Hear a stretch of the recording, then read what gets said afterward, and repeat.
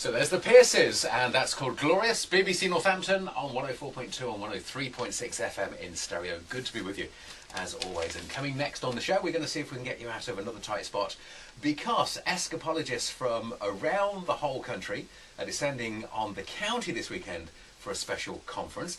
In the studio with me now, we've got two escapologists. One is Chris Gower, and we've also got Dan Robertson here as well. And it's good to talk to both of you. Good morning. Good morning. Thanks for coming in. Chris, let's start with you. I've heard this rumour you've got one of the biggest collections of handcuffs in the whole country, in the whole world. In the whole world. In fact, the world. It was featured in the Guinness Book of Records for 4 years. A chap in America actually beat the record, but he subsequently sold his collection, and so I reckon it's number one in the world. Well, what's the fascination for them? It all started off with Houdini back in the 1980s and 1970s, and I did some of the Houdini publicity stunts, and then decided to specialise more in researching Houdini, and the collection grew and grew and grew, and now it's over 800 items in total. Why was Houdini such an amazing marvel, you know, this enigma? Why has he been such a huge name, do you think? I think he became a sort of living legend in his time. The fact that he came over from America, England in 1904 was quite a depressed place at the time, and Houdini gave people hope of escaping from the realms of everyday routine life, I suppose. Sure. Because I think people might recognise you because you were on the Antiques Roadshow. I was with Hilary Kay last week, yes. What was that like? Wonderful, absolutely superb experience. We were given a slot to arrive there, and luckily we didn't have to queue up. There was about a 2-mile queue of people, absolutely hugely successful. Yeah. People bringing everything from pots and pans, and so I just took 20 or so of the items from my collection on there, and it got quite a nice little publicity out of it. Were you surprised? I mean, you didn't, obviously. It's not for the money, is it? But were you surprised by the valuation? It was interesting because it's such a specialised field. Probably in America there's a lot of handcuff collectors, whether they collect guns and Wild West or police memorabilia, Houdini related, magicians related. Yeah. Over in England there's probably 20 or 30 collectors, but the value is actually in the States, so I actually know the value more than... Okay.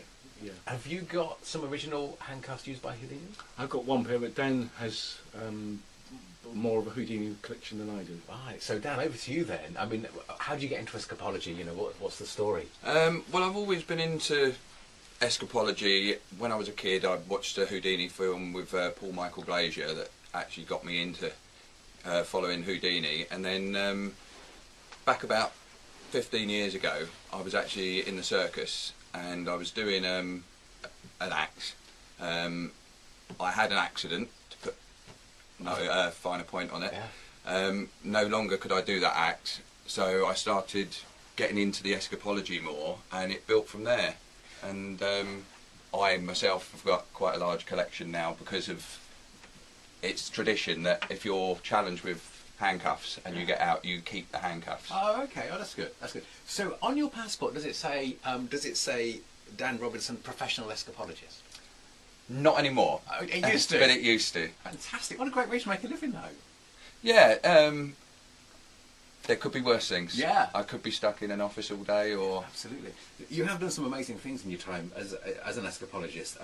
You jumped off some of the UK piers. Yeah. Jumped off piers, chained, shackled, in straitjackets, and obviously had to emancipate myself. Yeah. And there's also... Tell me about the South Africa thing, because there's a few sharks swimming around, wasn't there? Yeah, that was in Gansby, off Cape Town, off the Cape. And I was handcuffed to the bars of a cage and basically put down with great white sharks. A couple of times my legs did go through the bars, which was a bit worrying, but I was concentrating so much on picking the cuffs that I didn't actually think about that until after the event.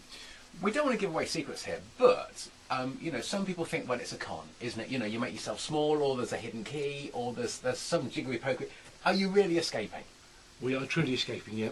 I believe that anything that can be locked on one man can be escaped from by somebody else.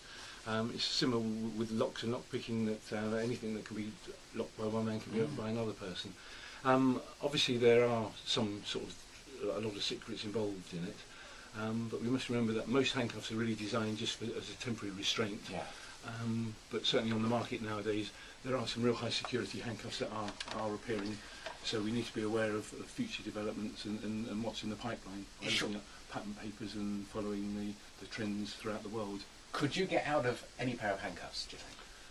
99% of them. In fact, between the two of us, we've actually managed to escape from one of the latest chub handcuffs. Wow. Which chubs are actually modifying the design on them. So That must really annoy the police. If not that it's going to happen, but if you ever got in handcuffs, you know, for real, and you just put them on the side after a few minutes, that's going to annoy them, isn't it? It tends to worry them more, should I say. I was locked up once by the MOD, and they did a photo shoot, and literally once the picture was taken I gave the handcuffs back, and the officer was sure that they were faulty. Wow. And he said he was going to have to replace them because he wouldn't trust them. Yeah. And I had to assure him that they were perfectly fine and not a problem. I'd be really interested to hear, Dan, what's been your amazing escape? You know, what's been that one thing that you'd always remember, your defining moment, if you like? There's probably been a few. I don't know. Probably when I did Bournemouth Pier, I was shackled by my arms around my back and handcuffed and waited, and it was quite a choppy day. And to be quite honest, when I got there, I thought, I don't really want to do this. And my safety guy actually said he wasn't going to jump in. He'd throw me a rope, he'd throw me a life ring. The safety guy wouldn't go in. Yeah. But I don't know. Maybe it was a bit of ego, but because the press was there, I felt, oh, I can't let them down. I've got to do it. Was it hairy then? Yeah, and I actually managed to release myself. But once I was released and I was swimming back to the pier, a wave hit me, and I went into one of the legs of the pier. And I thought to myself afterwards, if I'd still been restrained and that had happened, then there could have been problems. Too right. So Absolutely. that's probably the one I think of the most. Wow, some amazing stories. I wish we had more time. So Chris, maybe talk to us about the meeting, the conference that's going on. And this happens every year, I think, in Northampton. Every year we have this meeting. The idea is that we can, we're sort of mythbusters in a way. So today we built a tank that Houdini escaped from back in 1906, I think it was, in Plymouth. Houdini actually wrote several books on the subject, exposing methods that his rivals were using at the time. And we're just out today to prove whether the method that Houdini stated that his rivals were using would actually work or not. The first thing we noticed is that Houdini had the tank that was 4 foot high. Well, we built a tank that's 4 foot high and realised that even if you could escape from it, you couldn't physically get out of it without a ladder. So it's these little things that looking back in history, we know that Houdini, absolutely brilliant showman without any doubt. But some of his technical skills, 100 years after his death, or 100 years later, are now being disproved. But as you say, it was good that he was a legend in his lifetime. Absolutely. Because not to have been a legend and not know about it is quite sad in a way. Yeah. I mean, we must remember he was only 52 when he died. He was one of the first people to broadcast on radio, the first person to fly in Australia. He had many firsts in him. He set up his own picture corporation, although he lost a lot of money out of it.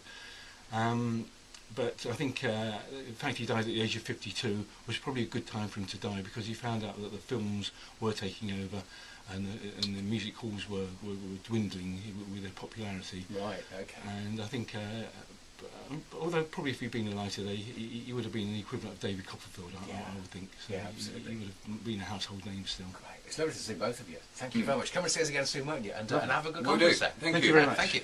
And as you heard my guests, that's Chris Gower and Dan Robinson, escapologists to the stars. Great. Great, lovely. That was really good.